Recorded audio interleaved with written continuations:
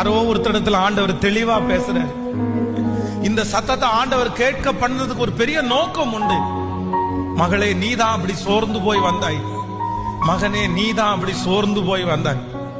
மகனே, உனக்குள்ளதான் 1000 கேள்விகள். மகளே, உனக்குள்ளதான் 1000 கேள்விகள். ஆண்டவரே, என்ன நீங்க ஏன் எனக்கு எதுவுமே செய்யாம இருக்கிறீங்க? ஏன் என்ன இப்படி நீங்க வச்சிருக்கிறீங்க? ஏன் எனக்கு அந்த தீமை? நிறைய பேர் ஏன் அந்த கேள்விய கேட்டுட்டே வந்தீங்க. ஆண்டவர் இன்னைக்கு பதில் சொல்றாரு. இல்ல, நீ திரும்பி பார், நீ முன்னாடி பார், நீ நிறைய பேரை பார். அவங்களை எல்லாம் ஒப்பிட்டு பார்க்கும் போது உன்னை நான் ரொம்ப அழகா, ஆச்சரியமாய், வல்லமையாய், யாருக்கும் செய்யாதத உனக்கு நான் செஞ்சு இதுவரையிலும் நடத்தி இருக்கிறேனே.